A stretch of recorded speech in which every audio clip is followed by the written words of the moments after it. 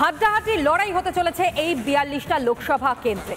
হাওয়া বাইরে যথেষ্ট গরম থাকলেও আজ সকাল থেকে বিভিন্ন জায়গায় মেঘলা আকাশ এবং একই সঙ্গে ঝড় বৃষ্টি, কোথাও কোথাও বজ্রবিদ্যুৎ সহ বৃষ্টিপাতেরও কথা শুনতে পাওয়া যাচ্ছে। কিন্তু মানুষ তারা কি বলছেন? এই বৃষ্টিতে তারা কি আদৌ ঠান্ডা, নাকি পারদ ক্রমাগত রাজনীতি চলছে? কি বলছেন সাধারণ মানুষ? একবার শুনবো এই মুহূর্তে সরাসরি। নজর রাখবো শুভ্রাংশু চ্যাটার্জি আমাদের সিনিয়র এডিটর সাধারণ মানুষের সঙ্গে কথা বলছেন, জানবার চেষ্টা করছেন হাওয়া ঠিক কেমন রয়েছে। সকাল থেকেই বড় গরম, সাত সকালে বেরিয়ে পড়েছি হাওয়া কেমন জানতে। আমরা এখন উত্তর কলকাতার এক এলাকা থেকে আরেক এলাকায় ঘুরে বেড়াচ্ছি। তো উত্তর কলকাতা মানেই একটা অন্য জিনিস, অন্য প্রাণ। যেমন এখানে দেখুন ফুল বিক্রি হচ্ছে, আরও কিছু দূরে মানে একটা সদা কর্মব্যস্ত একটা ব্যাপার। এখানে যারা বাজারে এসছেন তাদের সঙ্গে আমি কথা বলবো, তাদের দিকে মানে তারা বাজারে এসছেন সাত সকালে, এই প্রচণ্ড রোদ, তার মধ্যেও বাজারে এসছেন, জিনিসপত্র কিনছেন। কিছু লোকের সঙ্গে আমার দেখা হয়ে গেল। দাদা খুব তো গরম, প্রচণ্ড গরম। হাওয়া কি বুঝছেন? হাওয়া গরম। আরে কীরকম 40-60 কোনটা আমি সে বলবো না, বুঝে নিন। হেঁয়ালি করছেন আপনি? না না, বুঝে নিন,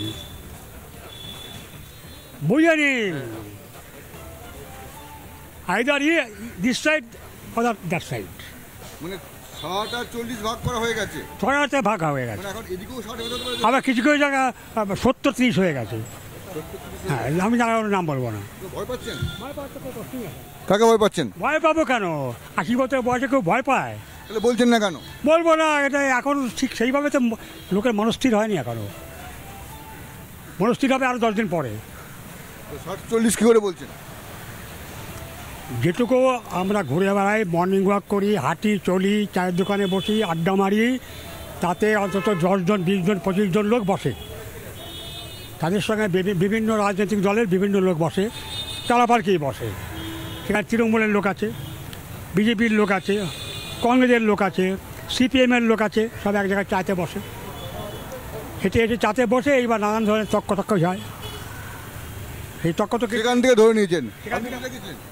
আমি যে বাজার করে ফিরছি, ফুল কিনলেন? ফুল কিনলাম। এখানে ফুলের দাম কেমন? ফুলের দাম মোটামুটি ঠিকই আছে, এখানে খুব একটা বেশি নেই, না ঠিকই আছে। এখন এই বাজারে যে গরমের মধ্যে যে ফুল বেচছে 10 টাকা ফুল পাওয়া যাচ্ছে, অন্য সময় 10 টাকা ফুল পাওয়া যায় না। এদিকে হাওয়া কেমন?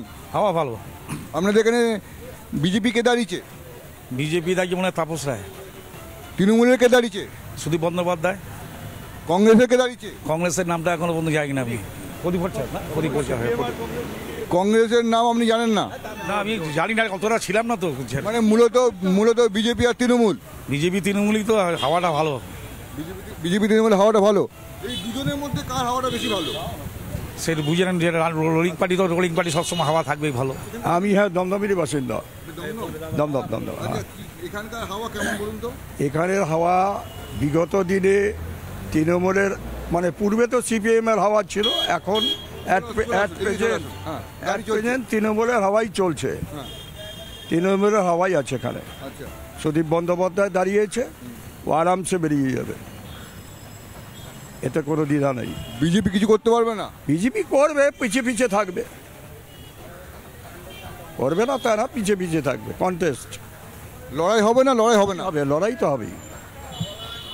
লড়াই এটা কি গরম লড়াই হবে না ঠান্ডা লড়াই? ঠান্ডা লড়াই। এখানে গরম লড়াই কোনোদিনই হয়নি, ঠান্ডা লড়াই। আবহাওয়া তো প্রচণ্ড গরম। আবহাওয়া তো গরম থাকবে, আবহাওয়া তো প্রাকৃতিক আবহাওয়া, ও তো গরম থাকবে। কিন্তু তার সাথেই ভোটের কোনো গরম হাওয়া এখানে কোনোদিনও মারপিট খুব কম হয়েছে। এমনি ভালো সুষ্ঠুভাবে সুন্দরভাবে ভোট হয় এখানে। কি বলছেন আপনি? বলুন, কি জানতে চাইছেন? আমি কি জানতে চাইছি না, আপনি বলুন এখানে আবহাওয়া কেমন? কিসের আবহাওয়া? ভোটের আবহাওয়া। ভোটে এখানে তো এখনো হাওয়াই ওঠেনি তো। এখানে কে আসছে? কোনো কর্মী নেই, কোনো দলের কর্ম আসছে না, তারা মিছিল করছে না, কিছু না, তারা তাদের বক্তব্য রাখছে না। আমরা যে মিটিংয়ে শুনবো সেই জায়গাতে এখনো পৌঁছয়নি। কে কি বলছে যে আমরা এই করব, ওরা বলবে আমরা এই করব, কেউ তো আসছে না, এখনো তো আসেনি। সেজন্য হাওয়াই ওঠেনি। ওই গরম হাওয়া নেই, হাওয়াই আছে। আর যাদের কাছে হাওয়া আছে, যারা পড়াশোনা জানে, শিক্ষিত, যারা ভারতবর্ষের অর্থনৈতিক অবস্থা, পশ্চিমবঙ্গের বর্তমান অর্থনৈতিক অবস্থা। আমি কথা বলবো না, বাজার করে একজন আসছেন, কি বাজার নিয়ে এলেন? এই কচুরলতি, দুধ আছে, মাছ আছে, এগুলো আছে। দাম কেমন হয়েছে এখন কচুরলতি? দাম ধরুন ওই 40 টাকা 50 টাকা এরকম কেজি। এখানে সব অ্যাভেলেবেল? হ্যাঁ, দমদম বাজারে সব তো অ্যাভেলেবেল। এই গরম কেমন? পুরো ঘেমে গেছেন তো। ভয়ঙ্কর গরম, ভয়ঙ্কর গরম। ভোটের হাওয়া কেমন?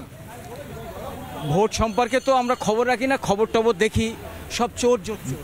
কি সব চোর চোর চোর? হ্যাঁ কারা? হ্যাঁ, পলিটিক্যাল পার্টির মানে ম্যাক্সিমাম যাদের দেখি সব করাপশন, ফুল অফ করাপশন। মানে একজন সাধারণ নাগরিক হিসেবে, সচেতন নাগরিক হিসেবে আপনি লজ্জাবোধ করবেন।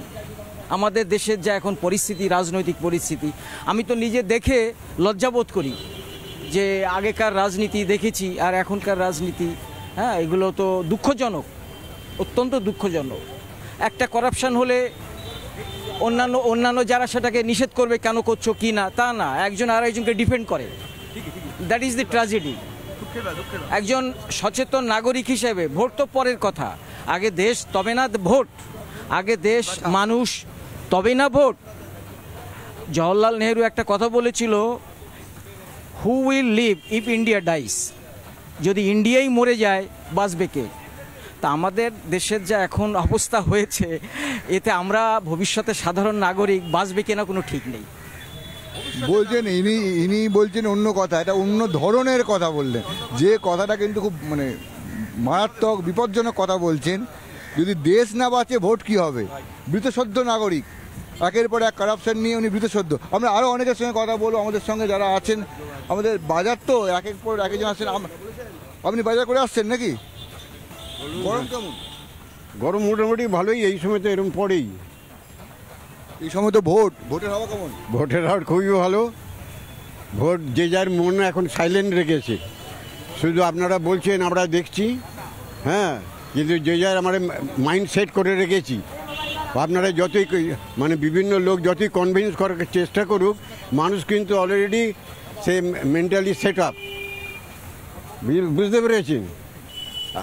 আপনাকে দেখে আমার একটা ইনটিউশন হলো, আপনি হয়তো কী বলতে চাইছেন সেটা আপনাকে বললাম, কিন্তু আমার মাইন্ডসেট যেটা সেটা ঠিকই আছে।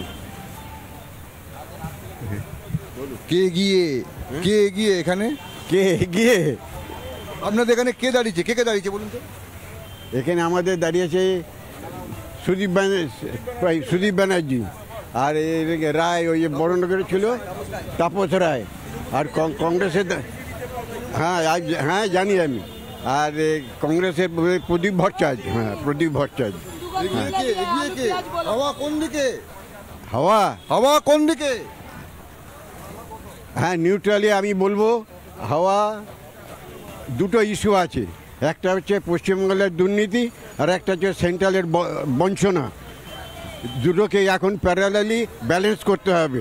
কোন দিক ভারী সেটা তো বলা যাবে না, তবে দুটো ইস্যু কিন্তু কেউ যদি মনে করে যে ওইটা আর আমারটা চাপা, এটা কিন্তু ভুল ধারণা।